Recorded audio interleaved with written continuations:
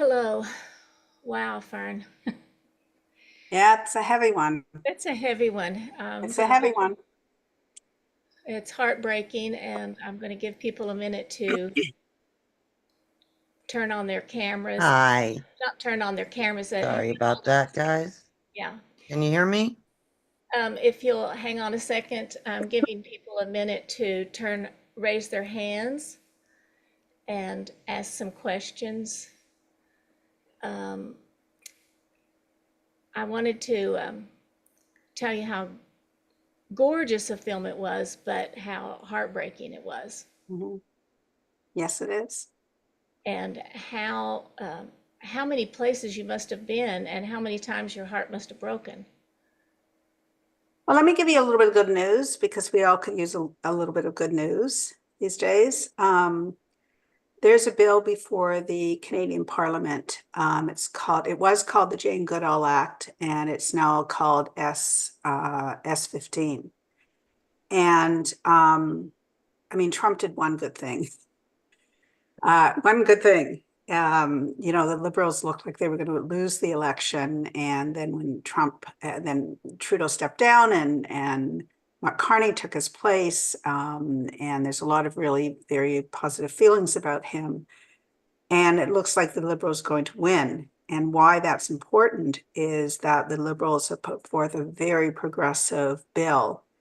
And when it passes, and it will pass, that's a commitment that the Liberal Party made, is that Canada will be the first country in the world to end elephant and great ape captivity. So that's some very good news. Wow, that is very good news. Mm-hmm. That will be for for that one, not all of Well, Canada. there are four zoos in Canada that have elephants. The African Lion Safari is one of the biggest breeder of elephants in North America. And certainly hoping that they, in this film, now that this film is out, that they'll have the same fate as Marineland. Marineland is a place in Niagara Falls that had dolphins and whales and did shows, and they are no longer they're no longer in business. And because what was it, about 5 years ago, based on blackfish, another bill passed called the Free Willy Act, where no more dolphins and whales in Canada. And so that was closed down. Now, unfortunately, these acts are grandfathered, which means that the whales and dolphins and elephants and great apes that are already in Canada remain. We're going to fight. Unfortunately for the whales and dolphins, there's really no place to go. There's a sanctuary that is opening in Nova Scotia, but I'm not sure when. It may take a few more years, but we'll fight to get them there. And then for these elephants as well, we'll fight to get them to sanctuary if there's enough sanctuaries to take these 17 elephants. But we have to hold on to some good news because we're the first country in the world to end elephant and great ape captivity, and only 5 in the world to end the captivity of whales and dolphins. So I didn't know that when I made this film. I didn't know about the Jane Goodall Act. It all just happened at a perfect time. So there was real symmetry in that. Wow.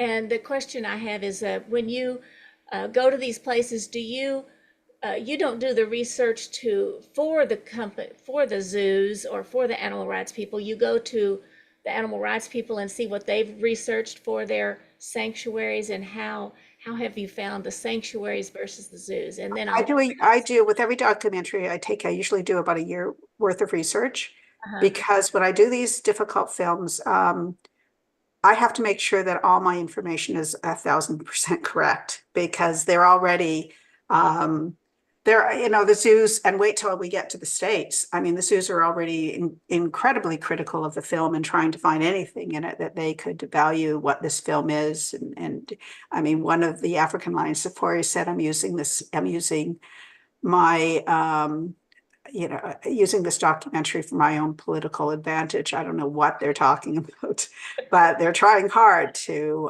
denigrate me in any way they can. So I have to make sure that every word in this film is 100% accurate, as I did with all my other films. So I do a lot of research, and because of the research, you find out who the top experts are.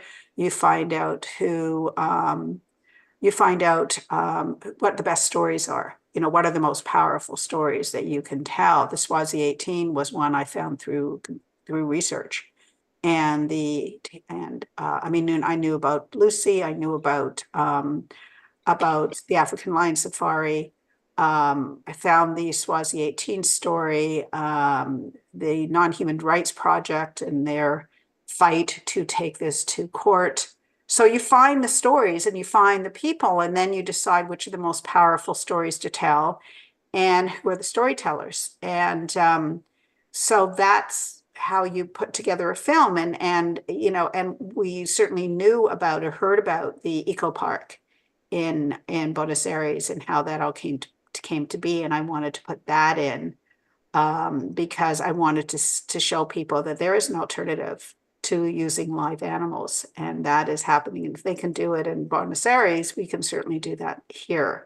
But as Thomas said, who's the director of the eco park, he offered all the zoos to come and take a look at what they've done, and not one has taken them up on it. Wow. Well, they don't want to give up. You know, don't want. I think they don't want to be proven wrong. I think that's why they keep Lucy, where and refuse to let her go, because it's bullshit about that she's too sick to travel. Gary Dewar, who is the director of the Edmonton Zoo, was recently interviewed, and he said, "Oh, Lucy could live another 10 to 15 years, which is highly unusual for a captive elephant. They usually die by 40, if not earlier." And I thought, oh, she can live another 10 to 15 years, but she can't withstand a 3-day trip, 2 or 3 day trip to sanctuary. Wow. So. Thank you.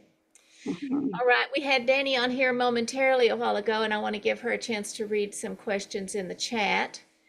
And then we'll go to Mark after Danny. All right, Danny, if you don't mind, come on, Sure, Danny. we're all good to go.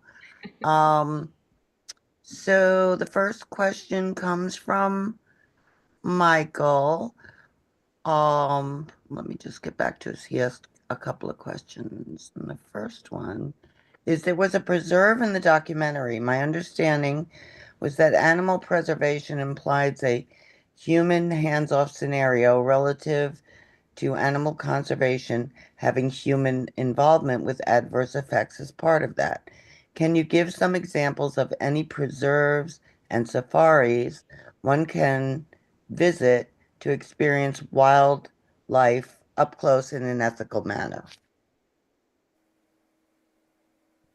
Well, the sanctuary for elephants, the global sanctuary for elephants in Brazil doesn't allow any visitors, and they are in protected contact. And protected contact means that the humans are protected from the elephants. There's always a barrier between them. And so the elephants are protected from humans, and humans are protected from elephants. In fact, when I went there, and only went there because I was there to make a documentary, they wouldn't even let me inside in the sanctuary. Only my cinematographer was allowed. So do I know of any places that allow elephant to human contact is not a sanctuary, and not somewhere you should visit. I mean, I've had let me just tell you, I mean, I did it all too. I went to zoos, and I took my kids to zoos, and I went dolphin swimming, and they went dolphin swimming, and we did it all. We went elephant riding. There was a place in Africa that said it was a sanctuary, and yet told us that we could ride the elephants. And since when I met sled dogs, and then I took home my dog and saw how destroyed he was from, for our entertainment and there for money, I don't care about, I have no desire to see wild animals. If I want to see wild animals, I can watch a documentary, I can read a book, I don't need to see them.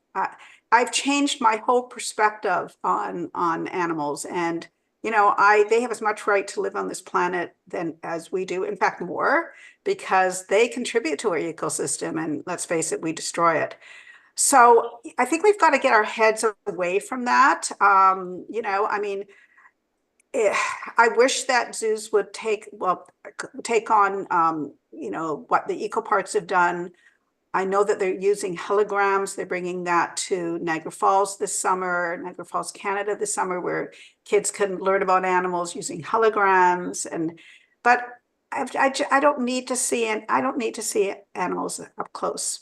I mean, I guess the best places you can see them is going on safari, the way that we did when we were in Sri Lanka, when we were in their space, but we were on a truck. But also having Lester there, he made sure that they stayed a respectful distance from these animals. But you know, I really have changed. I feel like, so we don't see them. So we watch them through documentaries. We need to protect them. We need to do what's right for them, not, you know, not what we want to do. They have So, a right to privacy yeah, I too, mean, right? it's not about us. It really isn't about us. So do I know of any? Well, you know, no. Yeah, and no, not really. And I guess the best places to go are in Africa, where that you can go on safari. And I suppose there is some positive to that because it employs people, so they don't turn to hunting or poaching. But I think the best thing that we can all do is support these organizations like Group Elephant, who was, you know, the director was in the film, who has bought land throughout Africa to protect rhinos and elephants, and free the other. I can't think of other organizations right now. Selkirk as well. You know, if we really care about animals, support the places that keep them safe in the wild. That's the best Thank you. advice I can Thank you, give. Karen. I have one more question. Sure. Someone asked if your presentation is downloadable. Is Lucy downloadable yet or No. okay. No. It's being shown in Canada Yeah. on the streaming service CBC Gem. We certainly hope, pray that we can get it into Netflix. We certainly hope that it will be seen internationally. We've had a couple of celebrities support the film. Addie McDowell has supported it and written about it on Facebook, and Alex Baldwin did it to, you know, did it as well, which brings a lot of attention. Unfortunately, getting other celebrities who say they care about elephants, for me trying to reach out to them has been incredibly frustrating, incredibly frustrating.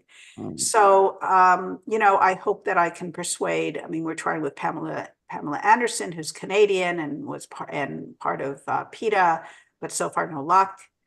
So we certainly, you know, we made this film. I mean, zoos are ubiquitous throughout the world. So we really hope that this film will be shown throughout the world. But, you know, we hope, but there's no guarantee that that other streaming services or Netflix or any of them will buy this film. So, I mean, we'd give it to them. We don't even, you know, these are nonprofit.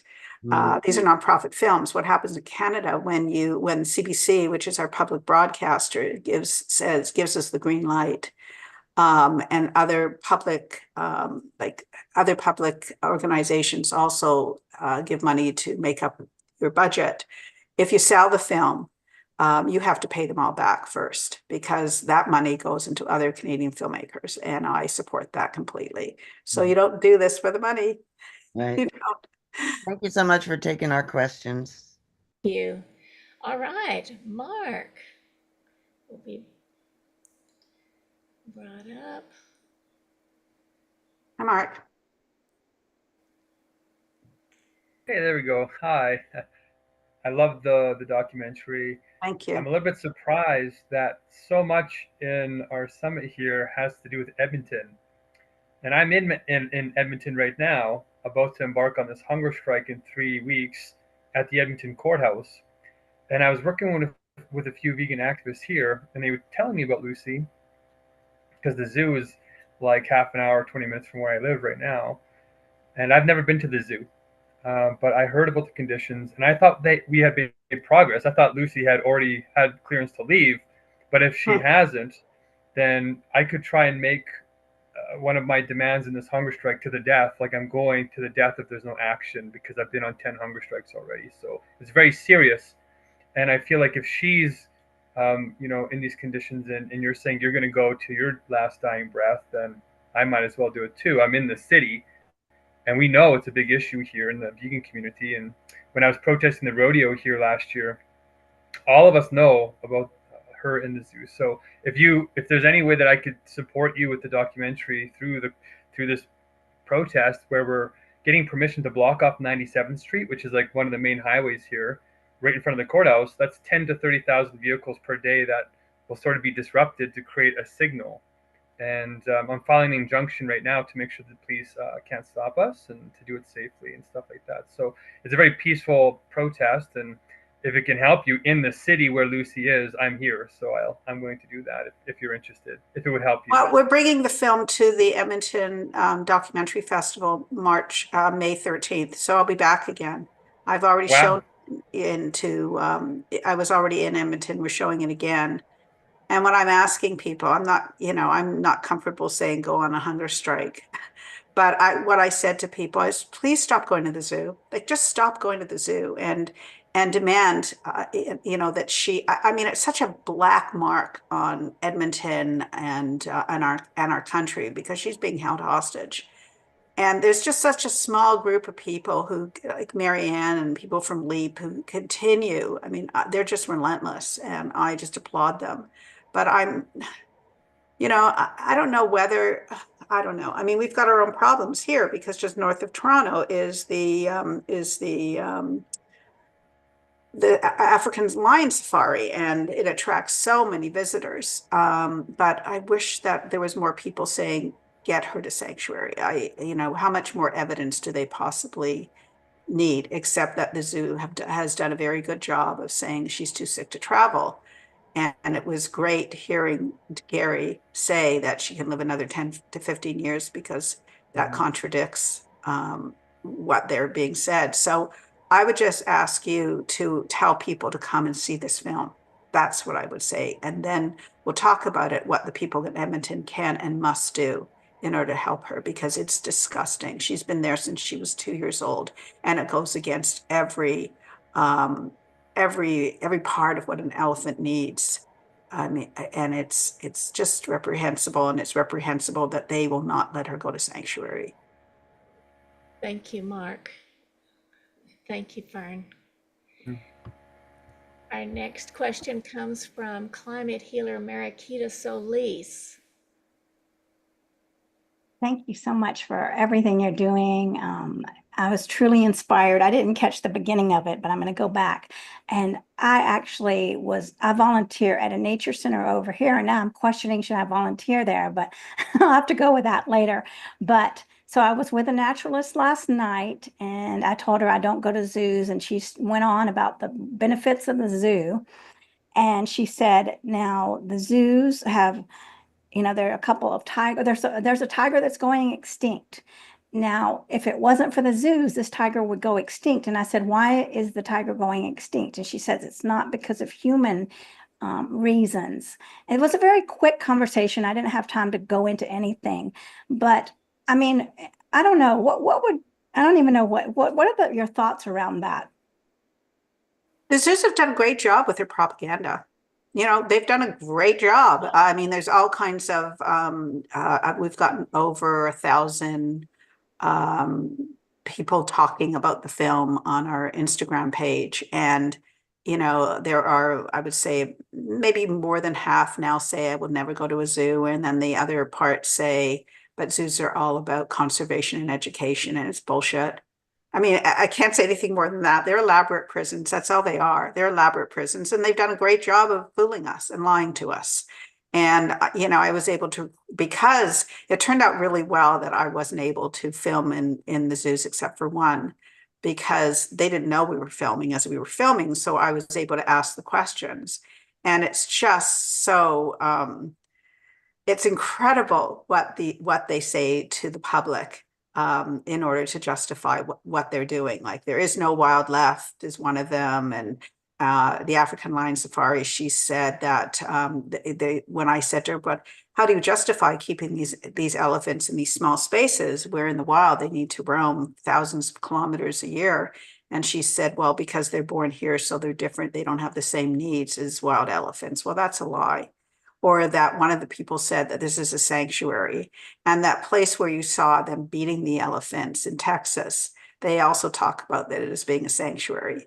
So if we care about these animals, again, I mean, they don't belong there. They belong where they belong. And we talked about elephants and the important role that they play in our ecosystems by keeping the ecosystems in balance. And Dr. Poole talked about that without elephants in the wild, forests will collapse. So they each one of them, I mean, I focused on elephants because I only had 88 minutes. And elephants are the ones that suffer the most, even though they all suffer by being taken out or born in captivity. But we need to support organizations like Born Free that support the animals, keeping them in the wild. That's what we need to do. And the zoo has done a very good job of lying to us. Okay. And they say they're all about conservation. No, they're not. If they're all about conservation, how come all these animals are going extinct if they were all about conservation? So, I've changed my attitude, and I've become knowledgeable on the subject. And again, if we care about these animals and care about our planet and care about having a future for our children and grandchildren, we need to support them in the wild. And my Instagram is Lucy, the Stone Lives of Elephants. That's our Instagram. Well, thank you. I mean, this film just came out in Canada. It just came out. So we're putting together a package to hopefully get it on in a streaming service in the States and internationally as well. Okay. Well, next time I'll say, let's have a conversation later about that. So thank you so much. Tell them to watch the film. Yeah, definitely. Watch the film.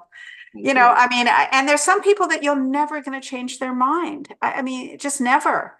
And that, I mean, people, if they believe the world is flat and you can give them all the information in the world, all the financing in all the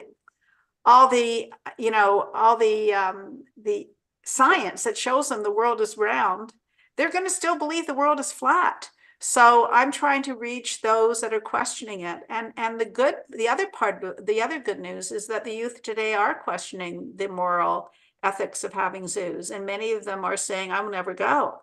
I mean, my kids will never go. I went, but they won't, and they won't take their children there. So that also is a piece of wonderful news. And in terms of the Canadian government recognizing the suffering of elephants, I mean, hopefully other countries will take our lead. But that never would have happened 5 years ago or 10 years ago, never.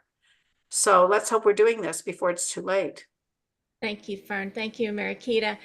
We've only got 2 minutes left, and so not everybody's going to get to ask you a question. I can't tell if our next speaker is here, and so if somebody will let me know in the microphone here, then I know that we can take some time. So we'll go ahead, Max, and make it really short, a 10-second question, and then she can answer quick, and we can get in 10 seconds as well. In 10 seconds as well. 10 seconds as well. Oh, okay. There you go. He's okay. Oh, yeah. Hi, Fern. I'm in Edmonton too. I know your documentary was here. Unfortunately, I wasn't able to make it that day. Hopefully I'll see you next time when you come out. On the 13th of May. Okay, right on. Okay. I've been a participant in the campaign for Lucy too, but you were talking about celebrity endorsement, and I'm making some musical lyrics for animal rights to Paul McCartney's music. So I'd like to give it to you if I'm recording it with my co-activist here. So if there's any way we could reach Paul McCartney for his endorsement, that would be great. I know it's if you can, great. I've tried. Okay. Thank you so much. Okay, Max, we're going to try to do another 10-second question, and that will be, I'm going to go with Nicole, because you haven't been on and asked a question yet. Thank you, Nancy, for being so patient. Okay, 10 seconds, Nicole. Glad you're here. Hi. I've been watching this conference all day. It's excellent. I'm gonna be at a conference, the Humane Society Summit, Canadian Humane Society Summit tomorrow and Monday and Tuesday. So, but yeah, I'm in Montreal area now, but I grew up in Toronto, and I remember the whole story of the Toronto Zoo elephants, and that thankfully those elephants were saved and brought to a sanctuary. Though there was a lot of pushback from the zoo, because the reason why is because the American Zoo Association and the Canadian Association of Zoos and Aquariums will not allow animals to go to sanctuaries because unless they're ASA or CASA accredited, Oh, which is Nicole, really I'm silly. Yeah, do you have a question? Sorry, because I know there's others. Are there, Well, my is there a question question? is, how will the Canadian election, depending on who gets in, how is this going to affect animals further down the Well, road? I because mean, okay, let me just answer that quickly. The Conservatives do not support any, not one, animal legislation, animal welfare legislation. If they got in, the horses that they are shipping to slaughter in Japan, that would have been killed under the Conservative government, and also the Jane Goodall Act would have been killed. They fought against the Free Willy Act. They fought against the Horse Act, and they're fighting against this act as well. In fact, there was an all candidates debate specifically on animal welfare laws, and they were the only ones that didn't have a representative. So don't vote Conservative. okay. Vote Thank you. Liberal, please. Okay, I still got Sake of Nancy after animals. this one, so I'm not forgetting you, Nancy. Okay, Judy, go. Okay, well, just real quick, I have a whole lot to say because we fought to get Tempo and Sunda out of the Topeka Zoo for years, and they ended up getting more elephants anyway. That's a long story. But I just wanted to let you know, my children and when they were little, I took them to the zoo, but they had to write their review and send it to the director of the zoo. And they're in their 50s now, so those letters are old. But it was, I thought it was important for them to go and see the reality of what zoos were like. Now I go to the zoos because In Defense of Animals asked me to go there to take pictures of the elephants. And it's always completely heartbreaking. Thank you so much for your film. Oh, my pleasure. I'm very, very happy that I was able to make it. But I give a lot of, and I really thank CBC because they knew they were going to get sued along with me. But I really thank the people that are, there wouldn't be any stories for me to tell in this film if it wasn't for those individuals who've been fighting to free elephants for decades. They've been in this for decades. I'm new to it. So thank goodness for them, or I would not have been able to make this film. Thank you, Judy. Thank you. Okay, can you do it in 10 seconds, Nancy?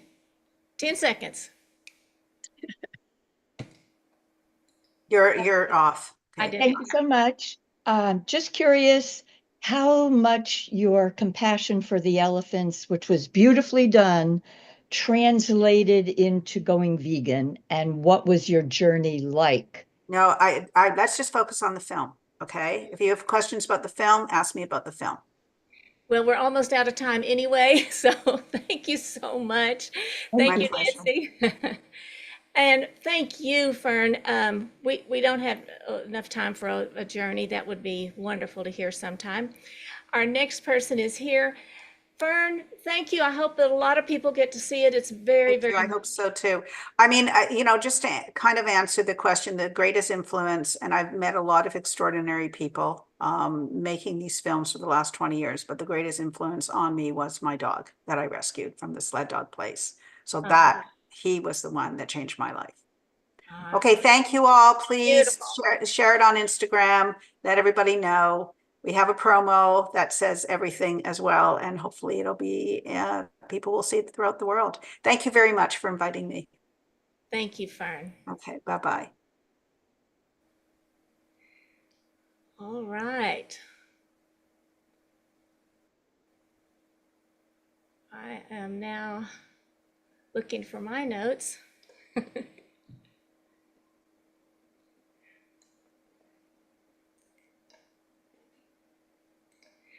All right, everybody, sorry about that little space there, and thank you for your patience, and thank you. Welcome. Melissa Carpel, are you going to be doing a slideshow today? Oh, you need to, let's see. There you go.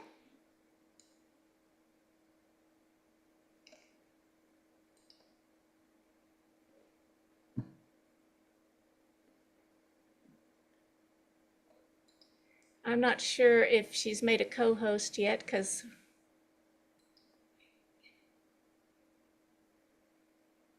Okay, are we there? yes, we are. Excellent. Okay. I will be doing a slideshow, yes. Okay, is this something you want to practice ahead of time to see if it's on, or are you ready to just, I'll introduce you first, and then, Let's do that. Yeah. or we could do a practice thing, whatever you like. We can go ahead, and I think we'll just hope it works, and if not, Okay. we'll just go with it. Okay, that's wonderful. Thank you so much. Welcome everyone to the 21st Vegan Convergence of the Peoples. As your climate healer MC, Rebecca Allen, I am honored to introduce to you our keynote speaker, Melissa Carpel. She is she's implementing change in everyday life to create a vegan world.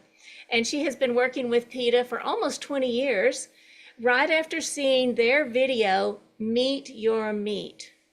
Her roles have been a few. She's worked as an assistant to PETA, working directly with Ingrid Newkirk, and also as a traveling campaigner. And she's now working with PETA's top donors and to help them with their philanthropic goals for animals. So please give a warm welcome to Melissa Carpel, implementing change in everyday life to create a vegan world. Melissa Carpel, take it away. Thank you. Thank you, Rebecca. Thank you, Dr. Rao, for having me. I've been enjoying the conference all day, and I'm honored to be here to be a part of it. Also, I had some surgery last week I'm still healing from, so I apologize for the bandage on my face, but I'm going to go ahead and share my screen. I'm going to stop my video just temporarily while I do the slideshow, and hopefully we get everything technically working. So let me hold on one sec. All right, so do let me know if you can see Yes, we my screen. Excellent. Okay. We see the Great. side view. There we go. Now it looks perfect. Okay, great. All right, so yes, thank you for the introduction, Rebecca. My name is Melissa, and I am a philanthropic specialist with the PETA Foundation. This is my dog, Harvey, and he wants to say hello as well. If you can, your camera's off for some reason, Melissa. Let's see. Well, he's barking, so I thought maybe you had heard him. He just kind of barking at the door. I thought we were going to look at him. You'll see a picture of him in a bit, though. Yeah. Okay. And yes, as Rebecca said, I began working for PETA in 2007 as Ingrid Newkirk's assistant, and she's our co-founder and president. I learned a lot working under her. She is a force. For those of you that don't know her, she is still going strong in her mid-70s, leading the organization and speaking everywhere. So I did learn a lot working under her. So that was fantastic. And then I moved on to being a campaigner, where I traveled the world doing different sorts of media for the public, speaking on all animal rights areas. I led demonstrations. I went to Pamplona, Spain to protest the running of the bulls. And as mentioned, I did appear on a reality show called 30 Days. It was by Morgan Spurlock. It was the reality show of days gone by before they were very popular. And I had quite an experience. I'll get into that a little bit later as it relates to a little bit on what we will be talking about. And yes, now I work in development. I work with donors, helping people help animals through their philanthropic support. And I since have moved from Los Angeles to the woods of Western Wisconsin. And I live here with my partner, our dog Harvey, who you might have heard and might hear again. our 7 cats, who we all found them from outside as strays, and 15 chickens, and who I rescued from an egg farm. And that has been such a joy to get to know these birds. I had never really spent time outside of an animal sanctuary, meeting them briefly. I had not gotten to know chickens before, who, as we know, arguably are some of the most abused animals on the planet, just by the numbers and what they go through for not only their flesh, but their eggs.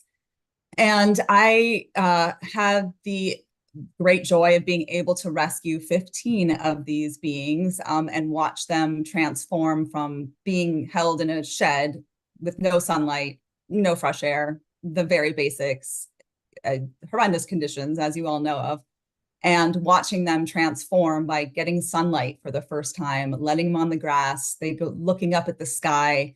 The color of their faces completely changed. When we got them, they were sheet white, and their feathers were missing, and now they are just beautiful. And they are a joy in my life. And I also was able to rescue recently a rooster named Long Jack, who's there in the corner. He is the king of the castle now. He was one of those listed for free on Facebook because he was not fertile, and who knows what was going to happen to him. So he is the leader of the pack here, enjoying his life with his group of rescued ladies. So that's where I am right now. I also, with the beauty of living out here in nature, I am living amongst all of everything that I've seen in videos all my life as an activist. And I am seeing and hearing, smelling all of it now in person, as far as animal factory farming. Unfortunately, we are in a very rural area that has a lot of farms raising animals for meat and for their milk and eggs, and pig farms, cow farms. And so it's really been an interesting journey for me in my activism, that I live amongst all of that right now. And these people are my neighbors. And I'll get into a little bit about that later too, how that's affected me, and also my outlook on activism. So yeah, I've been vegan for about 20 years now, and an activist for 20 years. And I am happy to share here some of my and PETA's tips for everyday activism.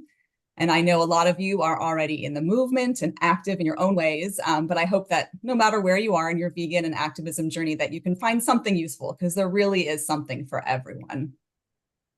And I can, imagine that you all can have some tips to share with me that maybe we can talk about if we have some time at the end too.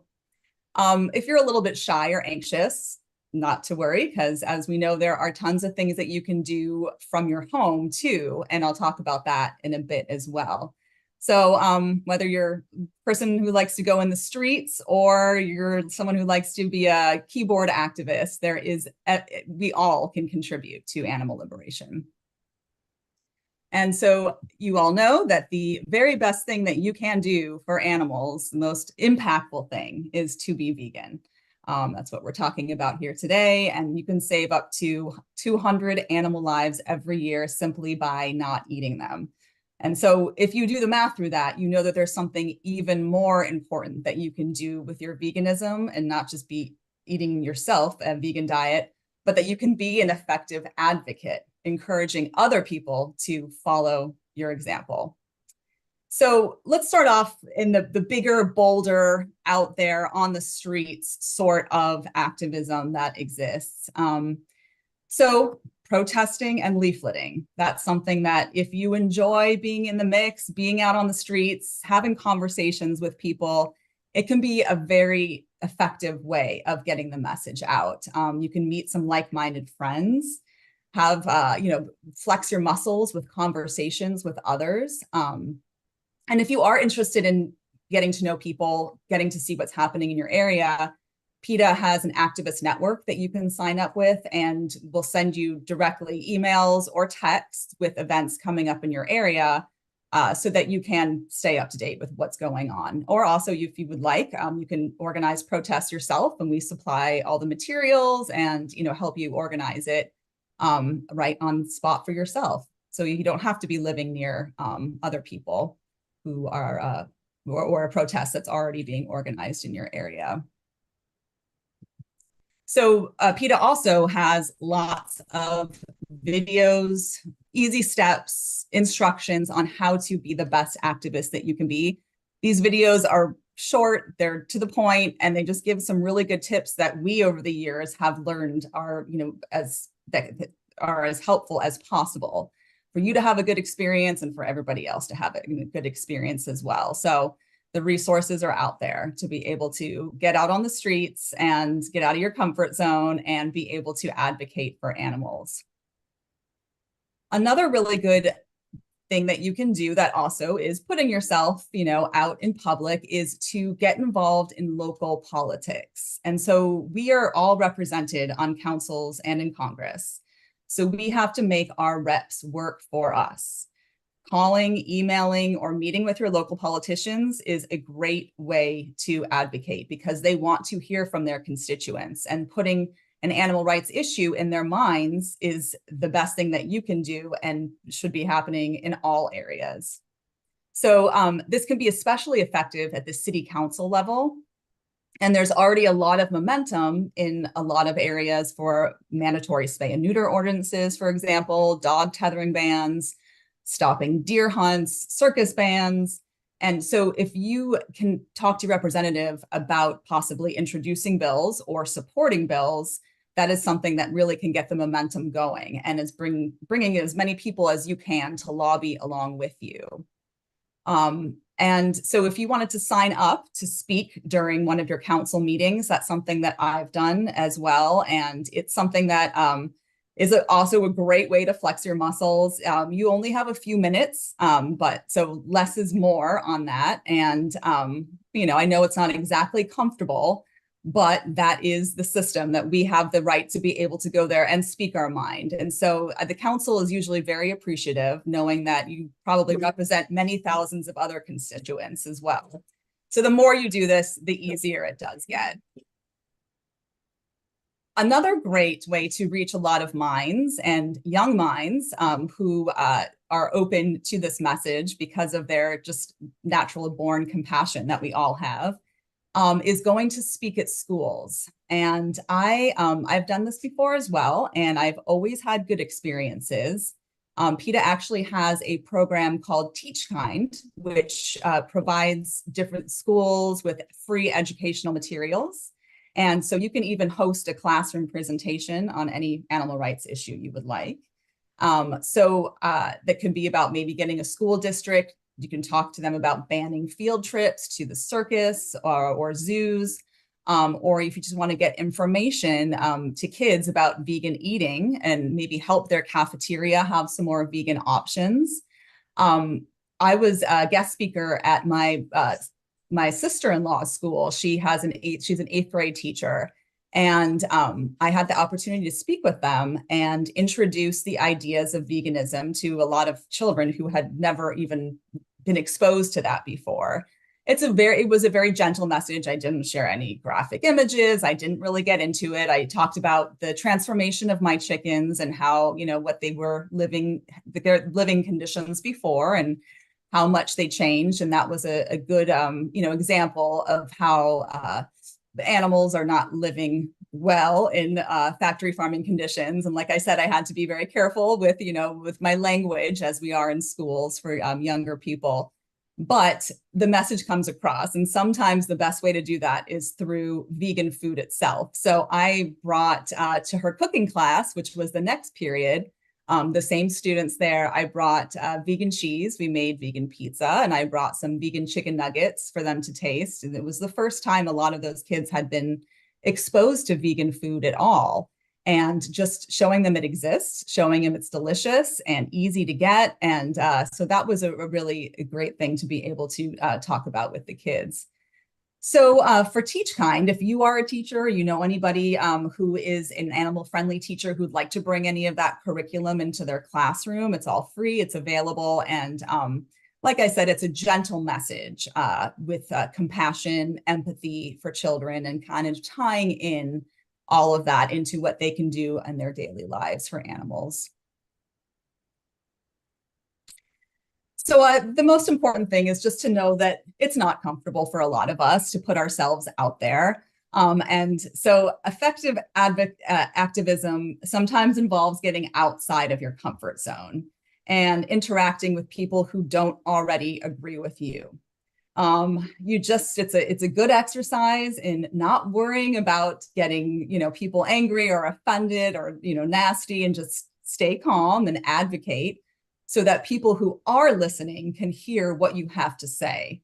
And of course, you'll feel better if you are prepared with all of the knowledge and all of the, the background information that you want to share.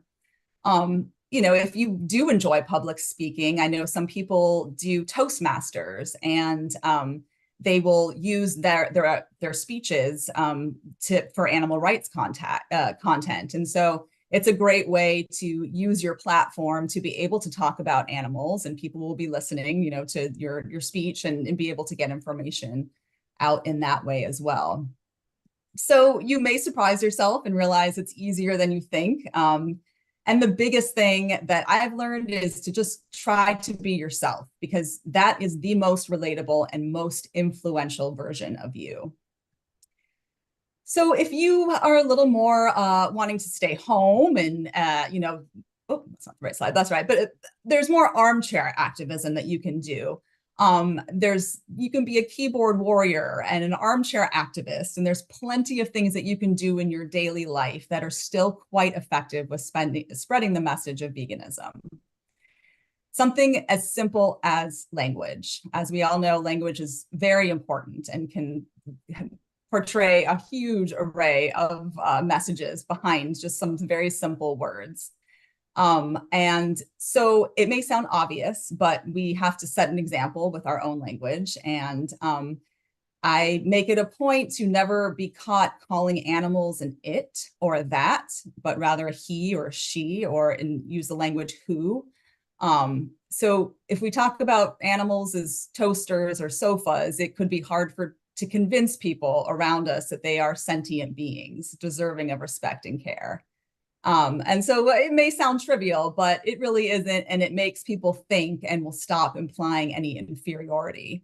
And it's just habit, it's not like you need an it jar with putting a quarter in every time, although if you want to, that could help. But it's just something to kind of, as we do in society in lots of other ways, think about language and making that small little change. So rather than saying it for a dog, you can say he or she.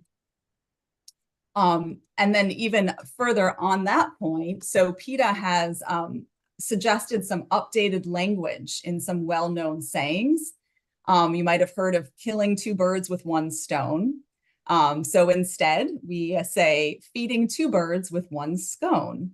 And there's lots of other examples. And maybe you can even come up with some on your own, because it's kind of fun. There's someone like, instead of putting a feather in your cap, you can put a flower in your cap.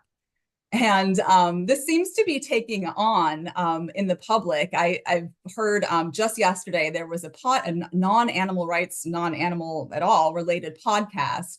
And they said something like, I was going to say, I don't want to beat a dead horse. And then I was like, that's mean. I don't want to say that about horses. And I remember that PETA put out a list of alternatives.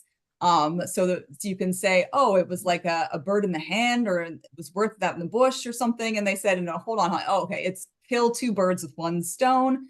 Rather than that, feed two birds with one scone. And so instead of saying to beat a dead horse, you want to say you want to feed a fed horse. So these are, like I said, little tiny things that we can do, which don't cause, it's not much effort, doesn't hurt anybody, and it really just kind of helps reframe through language our views. So if you are a keyboard warrior, there are plenty of opportunities that you can use your writing skills. We need that so badly to advocate for animals and blast the vegan message out. Letters to editors are a great way to be able to voice your opinion. Leaving comments on articles with links to more resources, very efficient. People read comments all the time and will click on a link if you have for more information for the right information there on animals. And then also you can write to your local constituents rather than going there in person or calling them. You can write letters to them, which is also very powerful for supporting animal-friendly legislation. And just know that there are the resources out there for any area of animal rights you'd like to speak on. And you don't even have to speak to someone directly. You can let materials, leaflets, pamphlets speak for you. We have stickers and pamphlets and leaflets and posters if you want to put, there's lawn signs if you want to put something in your front yard.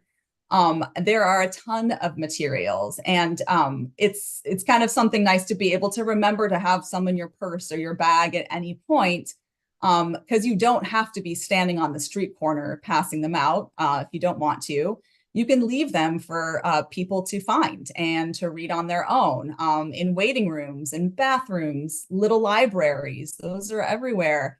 Any place that you think someone might want to pick up this pamphlet and get the message, in the seat pocket of a plane or a train or a bus. And I've heard of one of my colleagues at PETA who has a stack of leaflets next to her front door.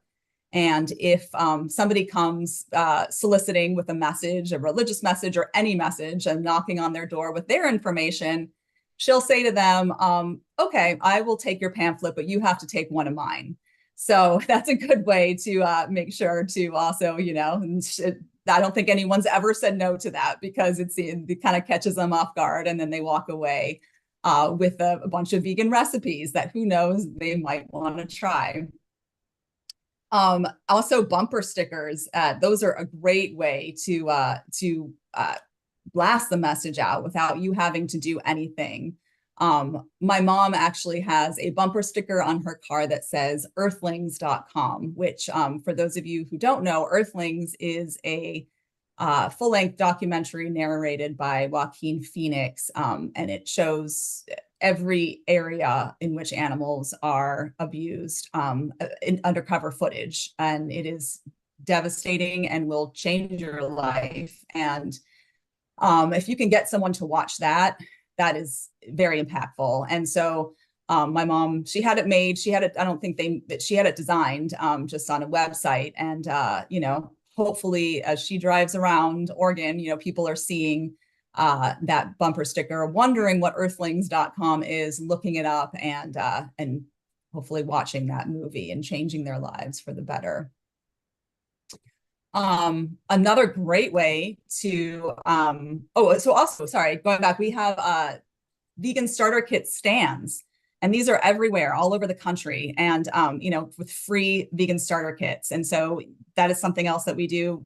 We can have, if you were interested in having one in your neighborhood and maintaining one, we can talk about that. If you want to stock them, they always need stocking, and because people do take these, people do like free stuff, and so you might as well have something out there that will benefit the animals greatly. And the vegan starter kit is it's very upbeat. It has recipes. It has lots of quotes from celebrities. It has some graphic photos, but for the most part, it's mostly very upbeat with the positive side of eating a vegan diet. So it seems to resonate very well with people who are pre-vegans. So yeah, merch. This is also another great way to let your clothing speak for you, and you don't even have to say a word. There are tons of beautiful and eye-catching t-shirts from both PETA, other organizations, or even independent designers and stores. And they can be a gentle conversation starter. One quick story is my sister, my whole family was on a vacation, and my mom was wearing a vegan t-shirt, and another woman came up to her and said, "Oh, I'm vegan too. I've been vegan my whole life. And I have a vegan son who was born, I raised him since he was born vegan, and he's right over there." And my mom was like, "Oh, wow, like come meet my daughter." Go 20 years past that, and they are now married with 2 vegan boys themselves. And so this t-shirt started the conversation between the 2 moms who introduced their children, who then got married and are continuing the vegan line with their 2 boys. So you never know who you're going to meet when you're wearing a t-shirt. And it could be that, no one says anything, but you still are making an impact as you pass by someone. That might be the change that they see, and go ahead and research something on their own at home and change their life as well. Yeah, so there's lots of other little things that you can do here, and just get creative. If you're a runner, we have the PETA Pack, which you can run different marathons, different races, and raise money for any area of animal rights, against the Iditarod, you can against SeaWorld, to go promote veganism. And it's a great way to use what your skill is, because that's what it really comes down to, is using what you have, what you're comfortable with, and in the mode that really resonates with you. There's lots of other little tiny things you can do. I know some people who change their Wi-Fi password, the discoverable Wi-Fi password that comes up when someone else's phone, is looking at all the, I'm sorry, not password, the Wi-Fi name. So it comes up discoverable in other people's phones. So they'll change their Wi-Fi name to Go Vegan or SeaWorld Hurts or something, to be able to, just get that message out and make people think for a moment. When I'm in the market, if I'm buying some vegan cheese, I might say to the checker, "Oh, have you tried this before? It's really good. It melts just like cheese. It's delicious. I make pizza, I make pasta with it." And then whoever's in earshot gets to, kind of, "Oh, curious, what is that?" They'll get a little curious and look and see what product that is. And all in very positive conversations. Or you can put a big sticker on your suitcase. That's Ingrid's suitcase, and she travels all over. So that message goes along with her everywhere. And as we know, that the most powerful message can be through vegan food itself. And so, if you're going to a potluck at work, or if you bring some treats to your neighbors or your vet's office, or maybe somebody's doing some work in your home and you want to make them some cookies, or store-bought, there's some delicious vegan cookies that are easy to get in the markets too. Just make sure you tell them it's vegan and introduce them to the fact that there is delicious vegan food on the market that is easy to get. And that's where we are right now. So let everybody know, and, the hearts are gotten through people's stomachs. So vegan food speaks very powerfully. Something that we all really are responsible for is being that person.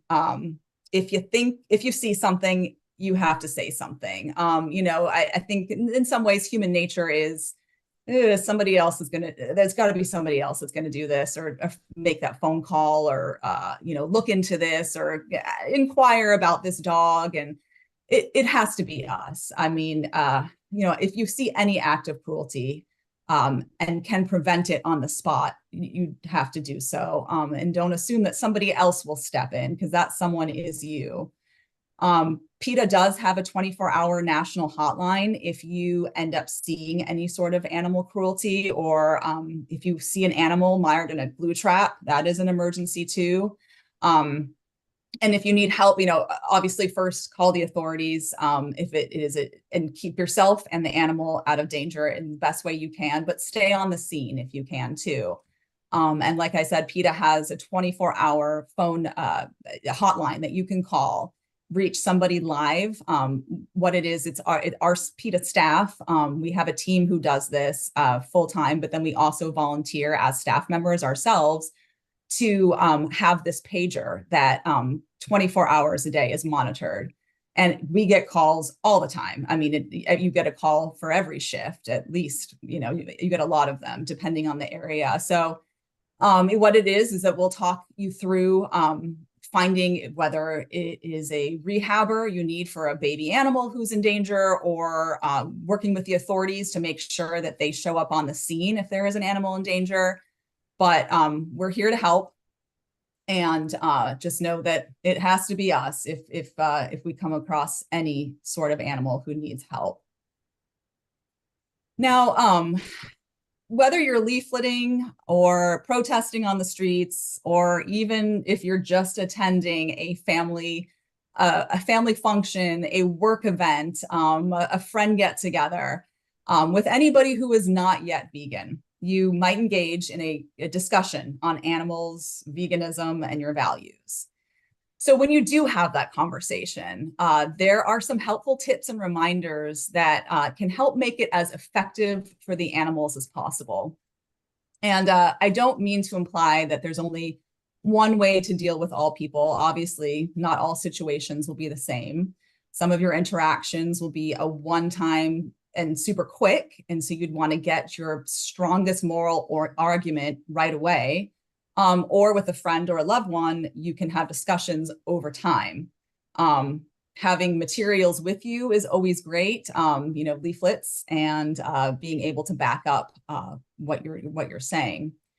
So there's just a few tips that I've found helpful when I've dealt with people who have different viewpoints that I do, and I am trying to engage them in a conversation about animal rights or veganism. And the first is finding common ground. That's something that I think really helps people open up to start off the conversation so they don't shut down and not listen to a word you say. You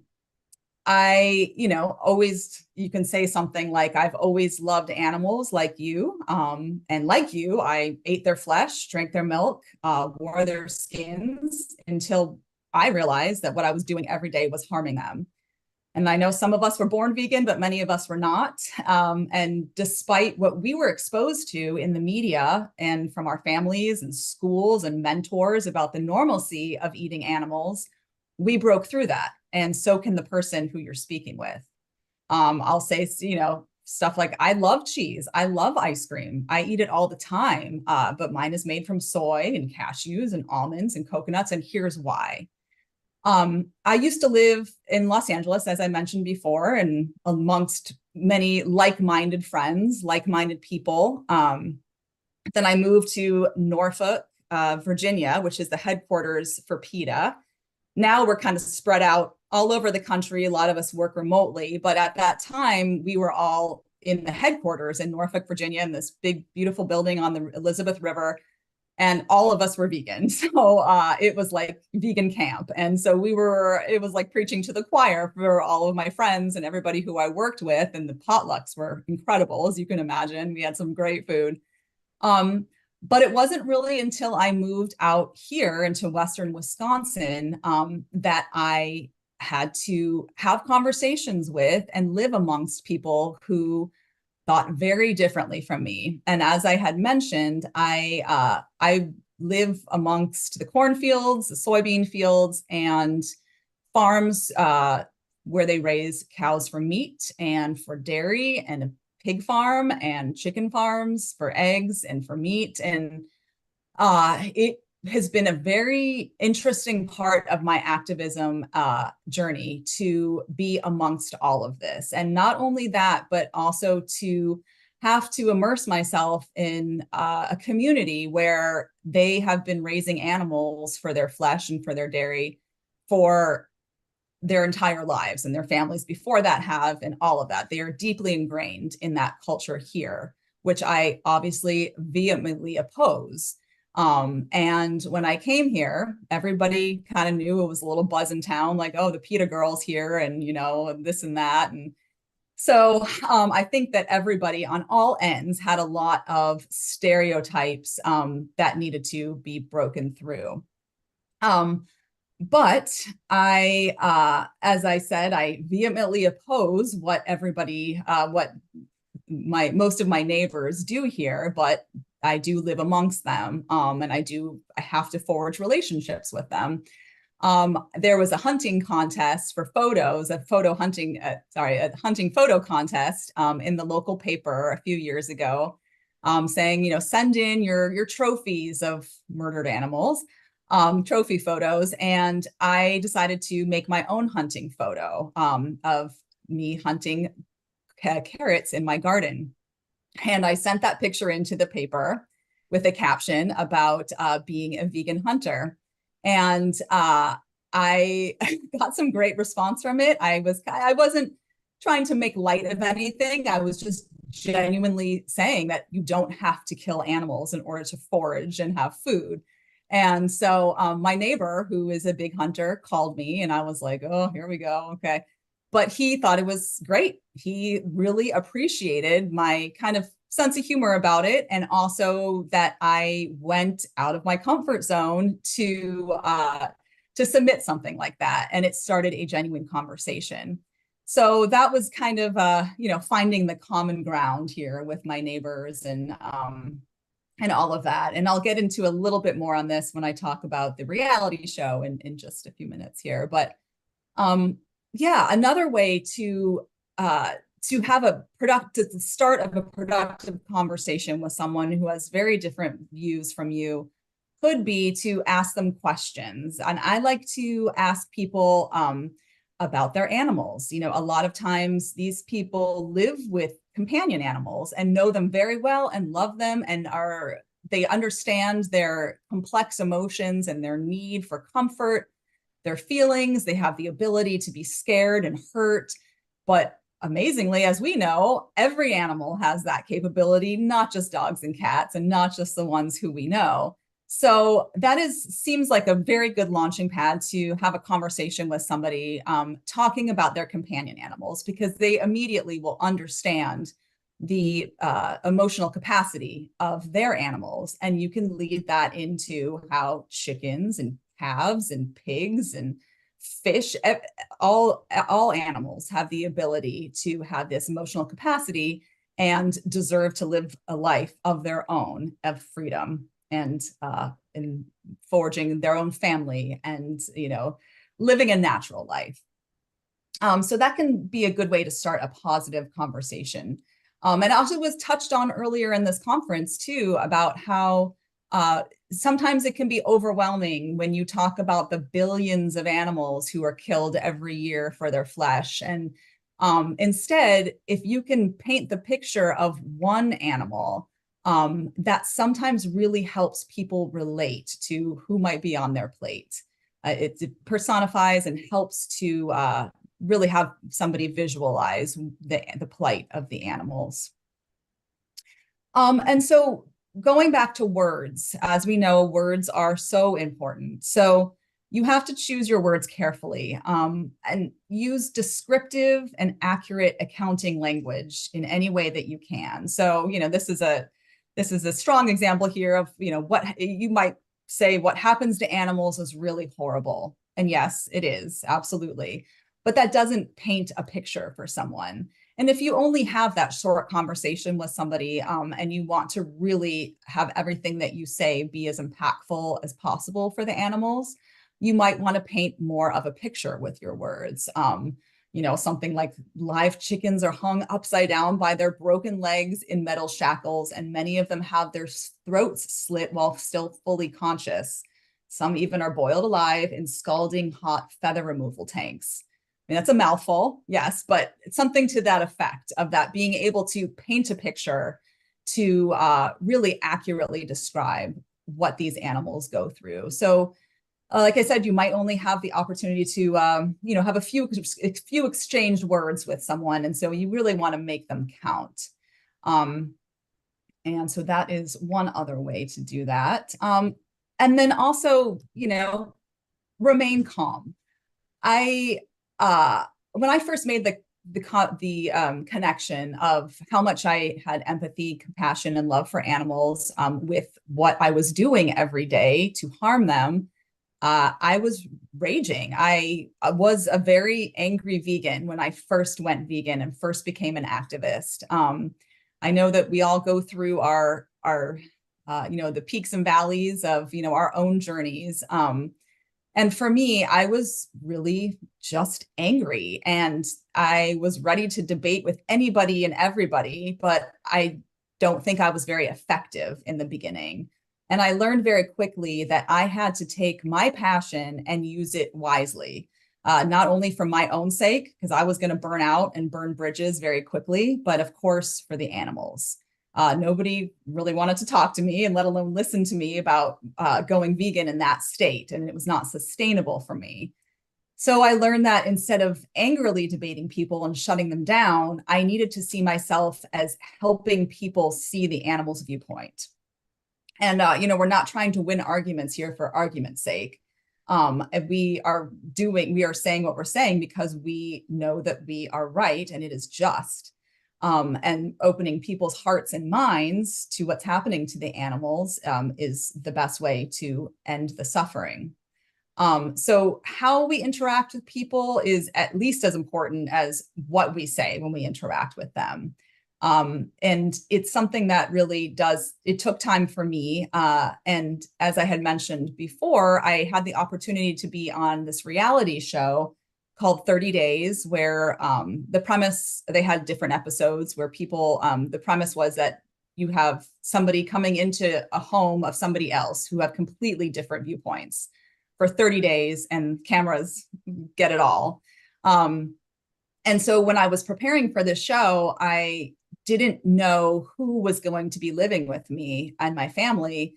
As far as I didn't know what they did to be so different from me, a vegan and an animal activist. I was thinking, are they a vivisector? Do they work in a slaughterhouse? Do they raise minks for fur coats? I didn't know. So it was pretty stressful because I didn't know how to prepare. So I knew that everything I said and did would be on camera and also at the mercy of the editors. As we know, editing a reality show can really put somebody in positive light or negative light, depending on how they want it to go. So it turned out the gentleman who came to stay with us for 30 days, George, who's there in the slide, was a hunter from North Carolina. And so I, of course, was ready to hate him as soon as he stepped foot in the house. But I knew that this was going to be a full month of us interacting. And I had to come up with all the activities for him with going to protests, going and advocating and getting signatures for a proposition that was happening at that time for farm animals. Just living in our house, having vegan food and, advocating every single day. He ended up volunteering at a local animal sanctuary and met a calf named Sugar, who was rescued on camera with him and the crew from a dairy. And Sugar was in really bad state. They brought him back to the sanctuary in the cover of night. And George was tasked with bringing Sugar back to health. And as I talked about earlier, it was the effect of that one animal who really spoke the loudest to him. By seeing Sugar and understanding what Sugar went through by being born into a dairy where he was ripped from his mother upon birth, he got to understand the dairy industry through Sugar. And it was a really powerful show. I also got to know George very well. We are friends to this day. We still don't agree on a lot of our principles, but we went through that together. And at the end of the show, he said the words, I guess you can consider myself an animal activist now. So he had a huge transformation. It's a great show. This was back, like I said, in the early days of the reality shows. I don't know if you can just look on YouTube. It's not really officially up anywhere, but there is like a bootleg version on YouTube. Sorry, I don't mean to promote that, but if you want to find it, it is available online. And it really is interesting to see George's journey. So for me, I had to stay calm. I had to stay confident. I had to prepare the best I could for the animals, and definitely get out of my comfort zone. My family was not exactly on board in the beginning either. My parents, everybody is vegan in my family, but they were a little nervous having camera crews in our house, and it worked out very well. And it was a lesson for me as well with interacting very deeply with somebody who feels very different than I do. And I, work professionally to stop what he's doing. And so we had very fruitful conversations, luckily. So, yeah, as you go on your journey with activism, just know you are not alone. There are tons of resources. There's videos and books and online features and leaflets and mentors. And Ingrid has a great book called PETA's Practical Guide to Animal Rights. And as I mentioned earlier, you can go sign up for our activist network and get announcements of local protests or gatherings in your area.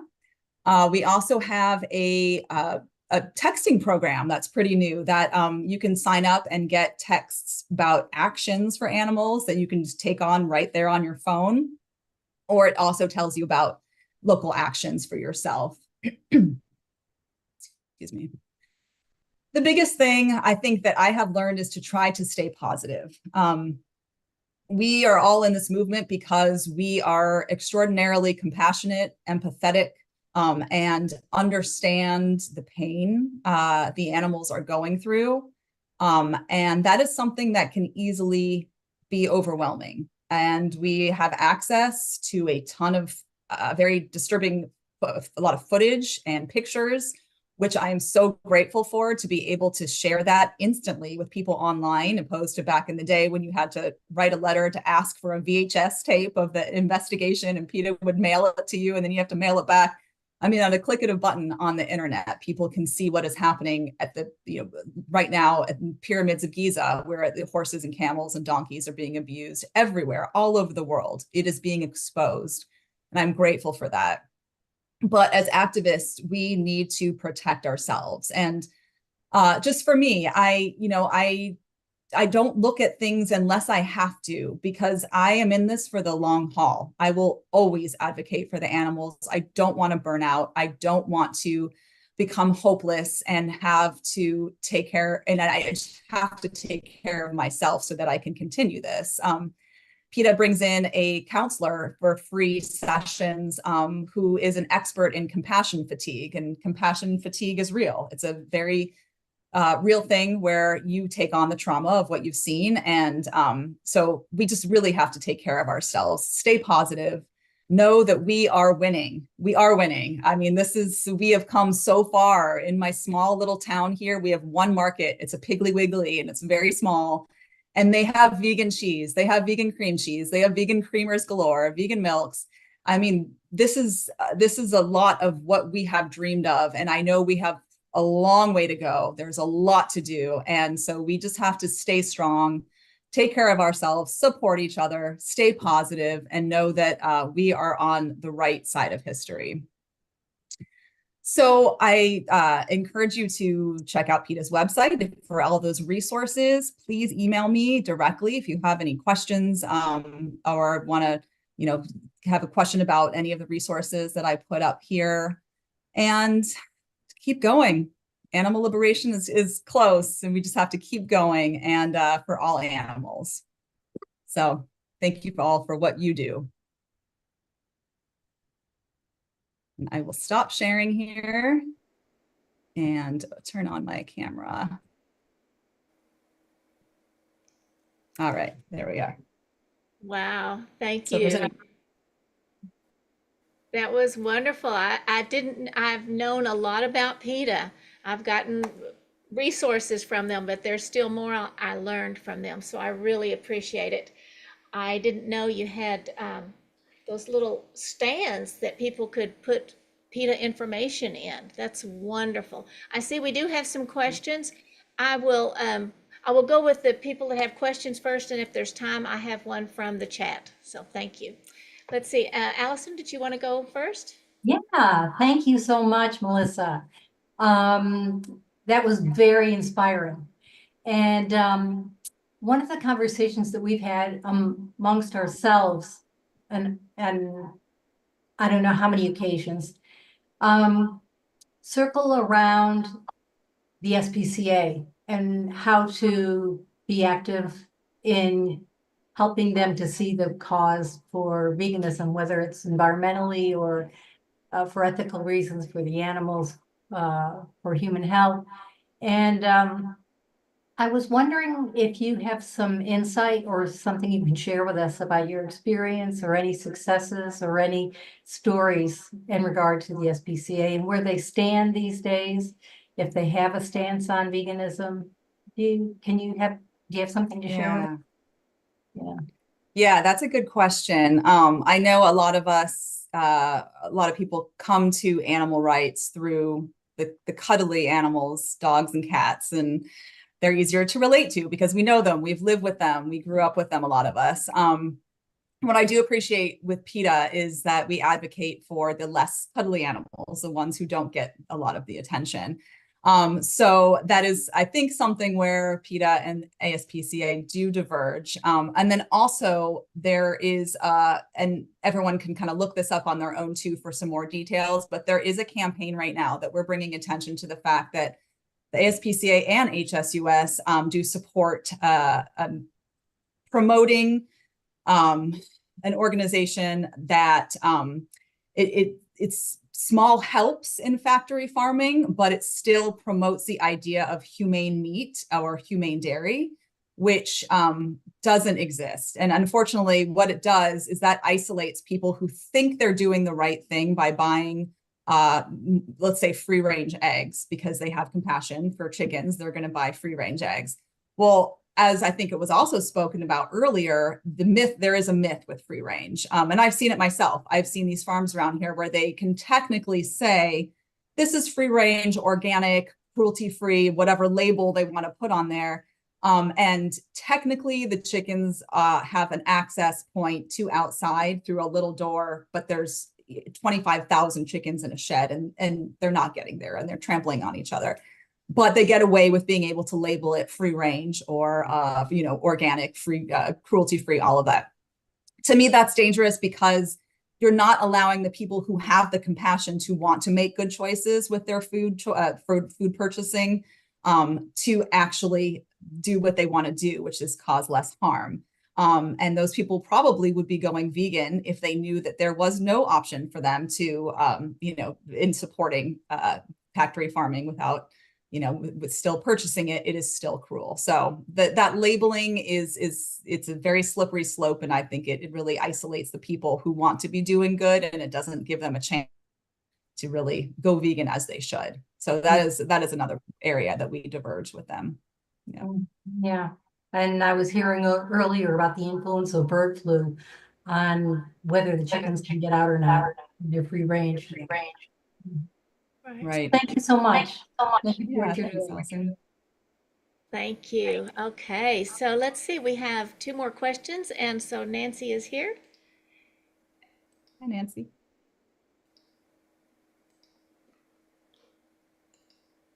I think you gotta unmute yourself. Yep. That was our technical problem. Thank you. Thank you, Nancy. Thanks so much again. Thanks so much. That was so comprehensive. I've been working with PETA for decades, really. They were the ones who got me to form my organization and to go and make a radio station.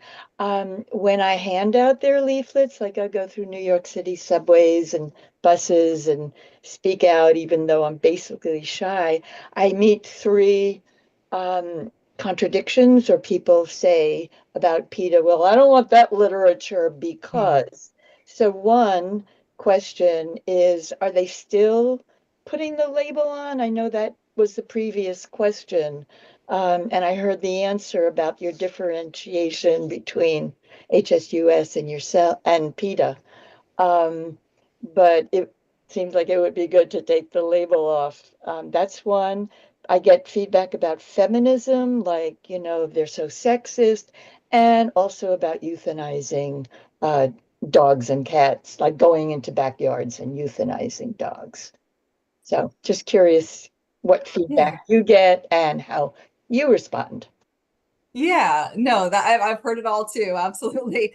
And thank you for doing what you do out on the streets with activism. So the first thing, feminism, I will tell you that PETA is women-led. All of our main vice presidents most of them are women. It's obviously, founded by Ingrid Newkirk. And there is a lot of feminism because, you know, I mean, if you're talking about maybe some of the naked campaigns and talking about, is that what you were referring to with, yeah, right. So that, I mean, we do some of that. And, you know, we have a huge group of lawyers and scientists, and we do all of that too. But as far as like the naked, you know, demonstrations, it can be men too. We have men volunteer. These are all women who want to use their bodies to be able to bring attention for the animals. And there's different opinions on that. Sometimes that, you know, people do like that. Sometimes that works. But the fact of the matter is that the media brings attention to it. And we are competing with these huge corporations that have marketing budgets that are astronomical, you know, 25 times the size of our entire budget just for marketing, let's say. And so, you know, we are competing for the media's attention. And a lot of times, you know, you have somebody on the street with a poster saying, try vegan chicken. Okay, sure, but it's not going to get as much attention if you have a woman who's volunteered to wear maybe like a, you know, a kind of like fun combat suit with, you know, a little like, you know, not fully naked, but something that's going to, you know, kind of get a little more attention. And that's what the media, that's where we are. That's what gets attention. We will do anything to get attention for the animals. And, you know, like I said, we're competing with these monoliths who have these huge marketing budgets. And so we do what we can. But I can tell you that, you know, everybody does it. You know, they're all volunteers. They want to do it. And we're welcome any men who want to do it as well, too. But that is a very small portion of what we do. You know, when you think about our huge, you know, network internationally. And like I said, that, you know, we have a lot of attorneys and scientists doing very, you know, systematic changes, too. So that's a small portion of what we do. The euthanasia, that's a, you know, a huge topic and something that, you know, I think that is coming up now even more so. Let me just also say that PETA does not go in and take anybody's animals to euthanize. What we get called for is euthanasia from, we have guardians who call us and have a sick or elderly animal who they can't afford to euthanize their animal. We run a very small shelter just in our area of North Carolina and Virginia that goes around and helps people. We deliver dog houses, chained up dogs who have nothing else. We give them dog houses for free. We spay and neuter for free. And then we also do have euthanasia services for people who have nowhere to turn because they can't afford a shelter or a veterinarian to euthanize their animal. So that is something that, you know, that would make our numbers go higher. And then you have to look for quality of life. I mean, nobody wants to euthanize.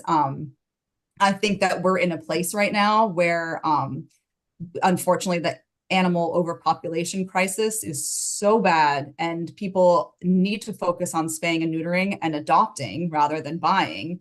And that's where we are right now, is that is what the focus needs to be on, is being able to get the message out on adoption and spaying and neutering, because, you know, these shelters are overrun and the shelter workers are exhausted and it's really out of control right now.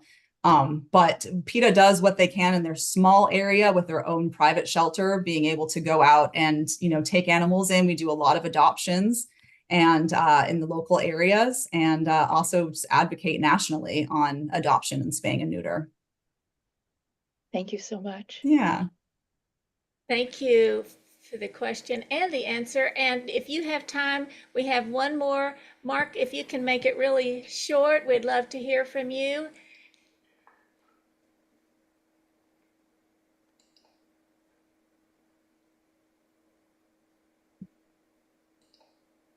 Okay, is it working? Okay, great. Yeah, I'll keep this very brief. I love that PETA's hardcore. That's what I always loved about you guys. You're hardcore. And I'm going on a hunger strike to the death if there's no action taken here in my city. And I was wondering if I could partner with you, because I'm going to be inviting the SPCA and some shelters of animals to this encampment in front of our courthouse. And I love that you guys know the legal route too, because if you don't know the law, it's hard to change things. And the reason why I'm going on such an extreme hunger strike, and I'll do it naked if you think it'll work, but I'm doing this because at the end you said things are getting better, but just 5 things I'm going to rattle off. Meat consumption looks like it's going up. I took a course that said individualistic choices over the last 15 years didn't work. AI is displacing human jobs, and World War III looks like it's distracting people. and studies are showing that concerns over climate change and animal welfare are going down. We have billionaires getting off the planet, and we have bunker services at all-time highs. People are preparing for something. So if there's a way that I could work with you guys to somehow make this extreme act as big as possible, I would love to work with you guys, because I think that we need to sort of get into the bigger actions and the political ones. So I just really hope I can contact you. And would you guys be open to that, working with somebody like to that degree? Send me an email. I'd love to pass it on. Yeah, absolutely. Okay. Okay, awesome. Takes all kinds, all actions. Yeah. Okay, thank you. Great presentation. Thank you, Mark. Thank you so much. Oh my goodness, what a day. Thank you so much, Melissa. And I hope that your fundraising goes really well, because I know that the people who are donating really care about these animals, and they want to see some big progress and in their lives. And I know that you probably have a lot of joy with that when the animals are rescued. I do. Thank you. Yes, absolutely. Working with people who are doing, and that's their part too, is supporting our work financially, because we, as you all know, can't do it on your own, and it does take funders as well. So there's a lot of good, kind-hearted people who have worked hard in their lives and are sharing their blessings with supporting our work, which I appreciate. Yeah. Thank you, Melissa. Thank you. All right.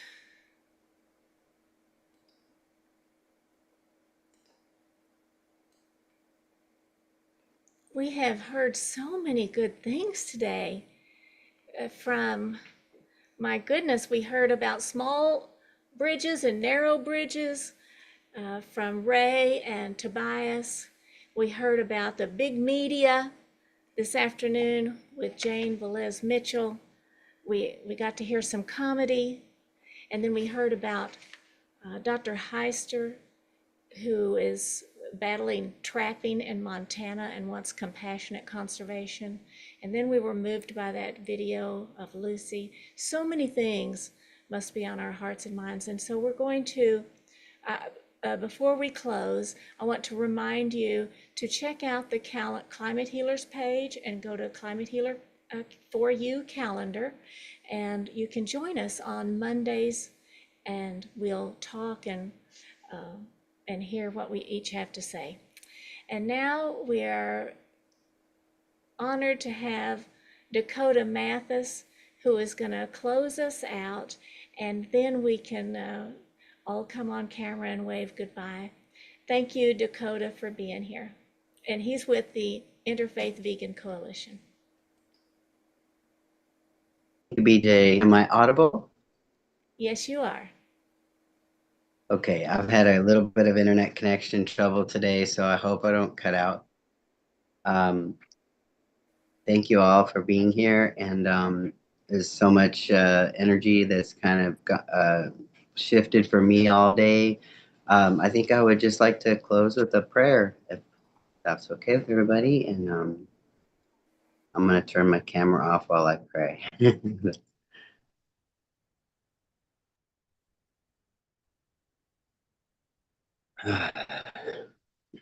Thank you, God, the divine love that runs through each of us and in every corner of the universe, all sentient beings in life. Thank you for our chance to be together today as we come from all different parts of the globe and walks of life and things that we do. We have the commonality of working to bring light and balance and harmony and love to this world, and to make it a better place for everyone and for all beings. Thank you for the knowledge and the gifts that were shared with us today. Help us as we work to make big change happen, to keep our energy and our faith, to know that when we do have challenging times, that we are like a web all over the planet, and that if we ever feel alone, that we're connected to each other, and that we have the strength and the encouragement and the love that's in everyone's hearts here and we share our common goals of saving the animals, saving the planet, and returning to the heaven that we know is there and here within us. And I just want to say thank you again, and I thank you all for being here and making this a wonderful day. And as we journey into our roles that we may already be doing, or they may shift as time goes on, whether we're trailblazers or illuminators, protectors or hospice workers, and just if we can remain true to ourselves and just know that being ourselves in our daily life, we're doing the work that's needed. And thank you again, everyone, and much love. Amen.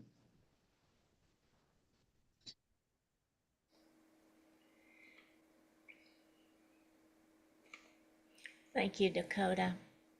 Everyone's welcome to turn on their cameras.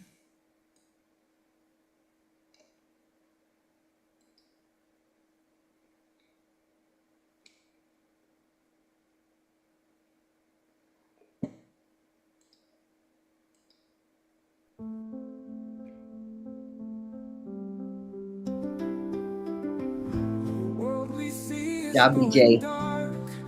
But here's the happy part. We start to look within ourselves and find the loving spark. Then collectively with hearts aligned, we work to put the past behind. And with our minds we map it out, and big change comes about. Big change. Big change. Big change. It all starts with us.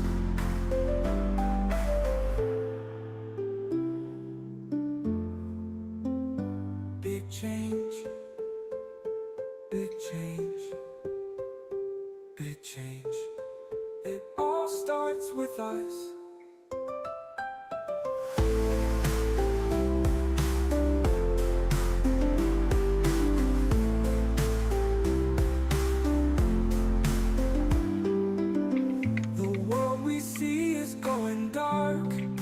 Here's the happy part. We start to look within ourselves and find the loving spark. Then collectively with hearts aligned, we work to put the past behind.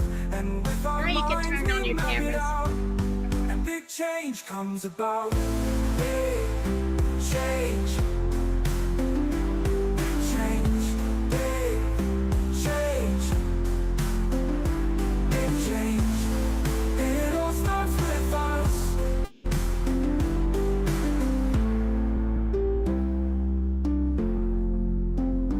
Big change. Big change. Big change. It all starts with us.